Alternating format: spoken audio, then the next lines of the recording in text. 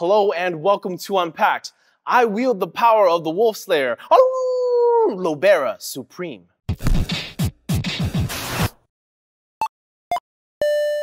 Tesoro makes a bunch of different PC gaming accessories, and all of them are named differently.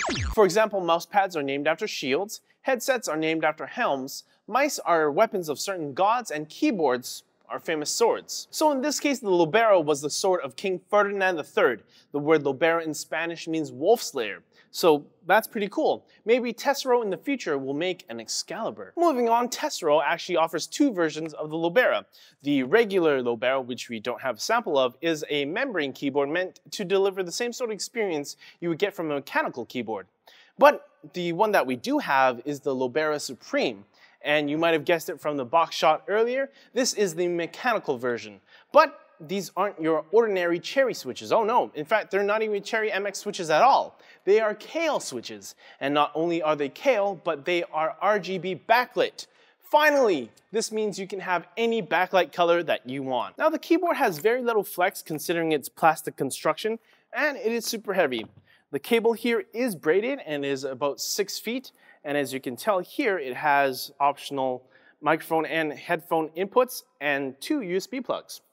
Now inside the box for the Lobera, we don't find much else, save for this weird little cable and an instruction manual that tells you to download the software from the website because it doesn't have a disc included, and you'll find warranty information in here as well. On the bottom of the Lobera, we find 5 grippy pads, 1, 2, 3, 4, and 5, as well as 2 pairs of feet, for a total of 3 different heights for your typing pleasure. And at the sides of the Lobera, we find more lighting. The key layout for the Lobera is quite standard, save for the extra thumb macro buttons underneath the spacebar, and the addition of the gaming mode and the recording mode buttons.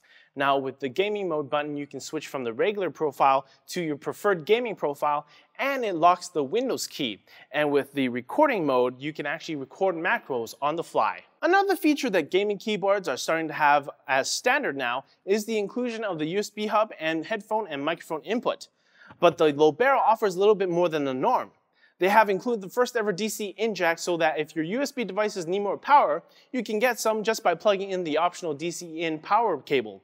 And now the 2-port USB hub that you have can even charge the most power-hungry phones and tablets.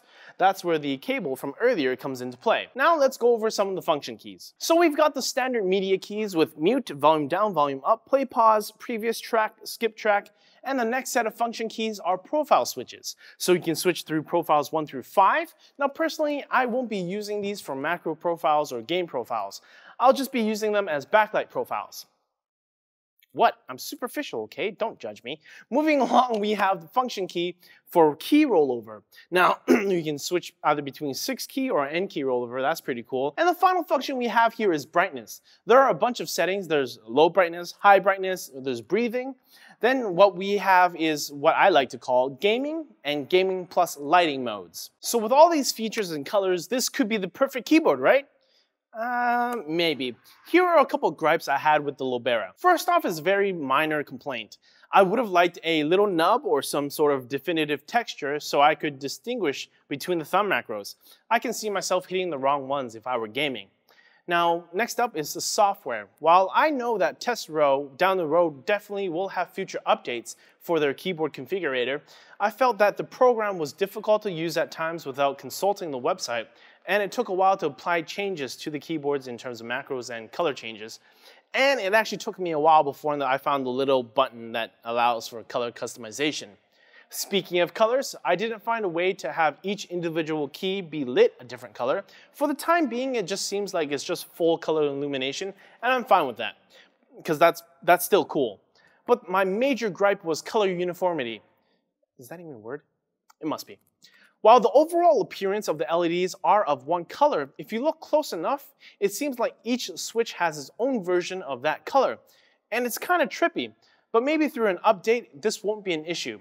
If these gripes you can overlook, then the Lobera Supreme definitely is the perfect mechanical keyboard. In conclusion, the Lobera Supreme is a gaming keyboard that set out to be the first mechanical keyboard to market with a custom full color illumination. Now, at the time of filming, the Lobera is $89 MSRP, and the Lobera Supreme is $139 MSRP.